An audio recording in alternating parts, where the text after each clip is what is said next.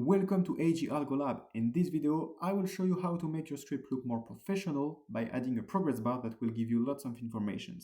So now, let's dive in. The first thing you have to do is to pip install tqdm, the package tqdm, and then you will import the function tqdm from this package.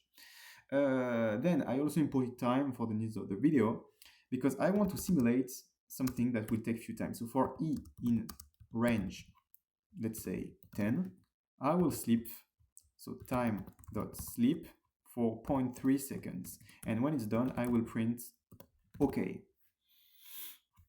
So as you can see, and as you probably already know, there are no informations about what's going on in this for loop. But here it's okay because it takes only a few seconds. But if you have lots of actions in this loop, maybe you want to know what's going on here. So what you will do is that you will put this as an argument of tqdm, so range 10 as an argument. And even just with this, you will have a progress bar, but we will see together how to improve it. So here you have the percentage of accomplishment, here the number of steps.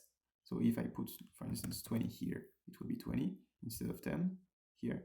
Then the first amount of seconds here is for the second that already passed. And here it's for the second left.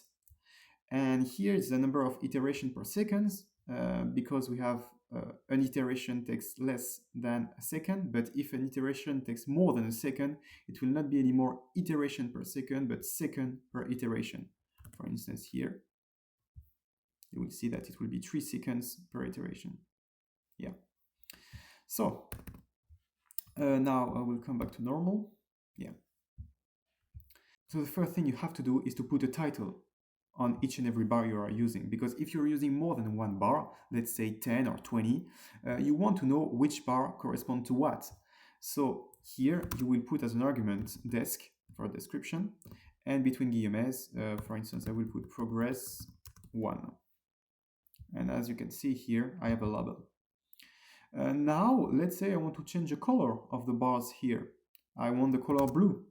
So you will put color equals blue. You see, it's magic, huh? If I want green also, I can put green. You understood.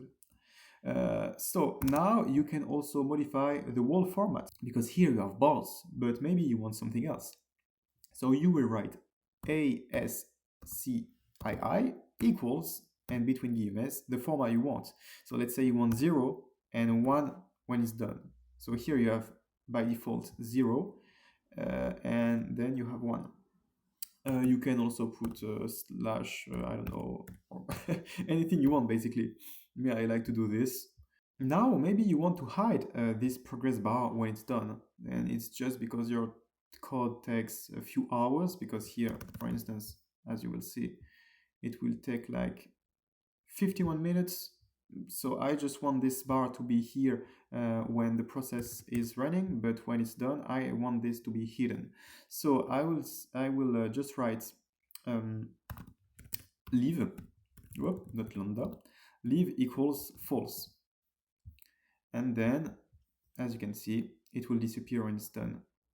Yeah, and if I put true, of course, it will stay.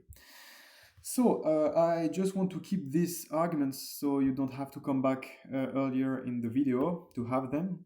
I don't care about watch time. So what I'm about to show you is a bit more complicated. It's about how to remove some stuff and to add other stuff. For instance, here, I don't care about the iteration per second sometimes. I don't care about the time that already passed. I don't care about the number of iteration, the number of steps. So yeah, if you want to modify and to have just few elements, and this is what I advise you to do, because sometimes less is more, to apply a bit the kiss of the American Army, keep it short and simple.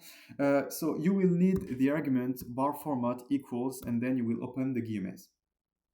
Then when it's done, you will put every element you want between these weird brackets. I don't know how to call them. And I will give you few words for a few elements. So this, the name of this is just bar. So if you just put this, and you have to know them by heart, because as you can see, you cannot call them. So if I just do this, yeah, I just have the bar and nothing else. Me, what I like to do is to put the bar and something called remaining to have just the time left. So remaining, and if I run this, I have the bar, a little slash, and the time left. And when you have only one TQDM, this is perfect. This is like just gadget a bit to know what's going on. But if you have, as I said, lots of TQDM, what you will have to do is to also put the description, and the name is L underscore for L for label underscore bar.